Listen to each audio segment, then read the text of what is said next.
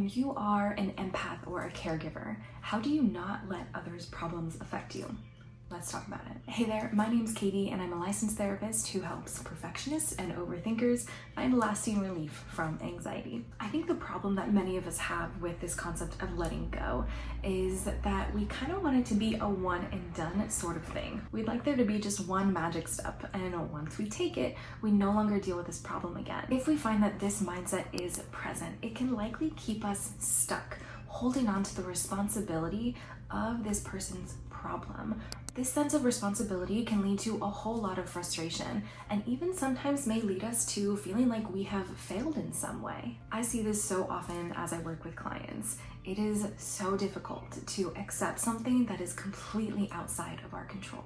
And then also to shift our mindset and maybe even set boundaries so we can actually set down the problems of others and care for ourselves as we need to. Accepting and letting go is actually a very continuous and intentional practice, especially when we hold on to this belief that we are somehow responsible for the well-being and the actions of others. Similar even to forgiveness, it's actually more of a choice that we have to make over and over again. And the more that we make that choice, the easier it gets. The choice is essentially this: do I want to stay here in this frustration, in this anxiety, believing that I'm responsible for something that's completely outside of my control?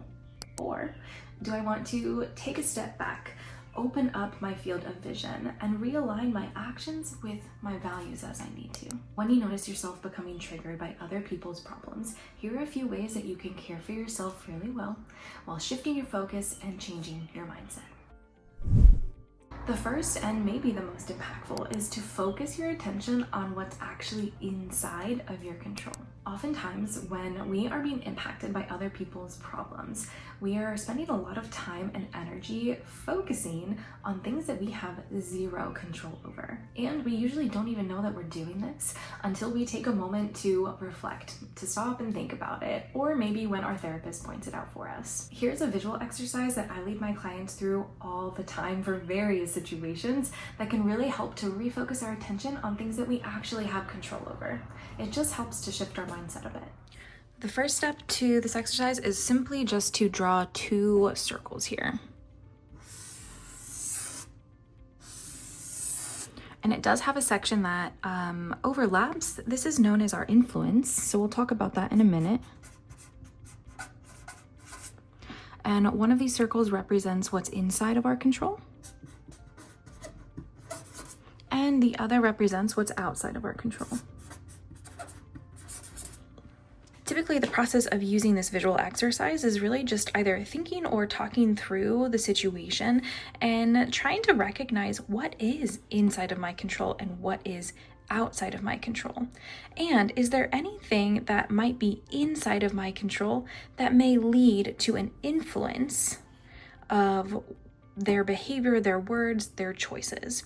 And even though we have this influence section, it's really important to note that their choices are still outside of our control. Their emotions are outside of our control. How they choose to hold or respond to their emotions is outside of our control. Although what's inside of our control can be that we might want to support them in some ways.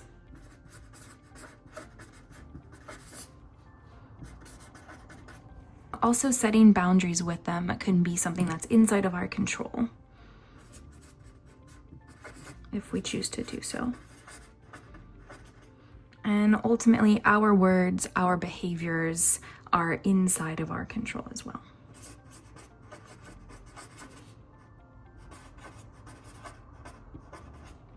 Okay. You can really get as detailed as possible. Obviously, I'm being very general with this just for the sake of this video, but if we were talking about this in a session, we would really try to get as detailed as possible, and this really just helps to change our perspective about the situation so we can really recognize what's inside of our control, what is outside of our control, and how can we let go a little bit of what might be totally outside of our control. knowing full well that anything that we have in this influence section, maybe how we support them or how we can assist them in managing their emotions or whatever it is, however we want to try to influence what might be outside of our control, we still need to recognize that it's not inside our control. The second is to identify your own triggers. Spend some time reflecting on why this situation or why this person is having such an impact on you. What is it about the situation that may feel threatening to you or to the things that you value? Could it be that you might respond to this situation differently and it's frustrating to see them respond to it in a different way? Or maybe is it really difficult to see them struggling emotionally when you can't necessarily change that? You can support them through that, but that doesn't necessarily change their emotions. Try to identify what wound of yours is being hit here. The third is to know what you value. Knowing your values acts as an anchor. These are your foundation to every single choice that you make. When you come to understand your values, this really does make the choice that we were talking about earlier much simpler to make. I'm not going to say that it's easy because this work is not easy at all, but it does become simpler when you're no longer living at the mercy of everything happening around you or even inside of you. And instead, you're choosing to focus on your values and allowing what's important to you to guide your actions. And the fourth is to not be afraid to set boundaries. Sometimes boundaries are actually very necessary for keeping the peace in relationships and for saving our sanity. It is okay to give yourself some time and space to understand and process and work through your own beliefs and emotions relating to the situation. But it's important to note that setting a boundary, even when done with a whole lot of love and compassion, does not guarantee a loving response. This is really where those values come into play, because setting a boundary is aligning your actions with what you value. And you could value this very relationship, and having a boundary in there is the only thing that's going to save it long term, even though it might lead to a little bit of discomfort for both of you in the short term. And of course, as we do so, we are letting go of control over what that response is going to be. It's an intentional practice of remembering that we just don't have control over how they're going to respond.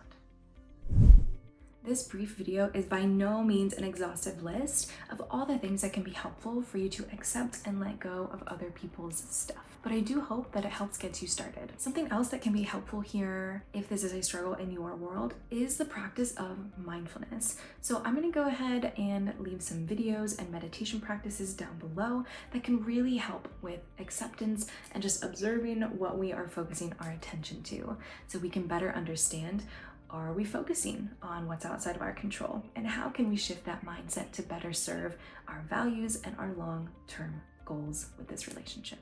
And remember that caring for yourself is not selfish, it is necessary.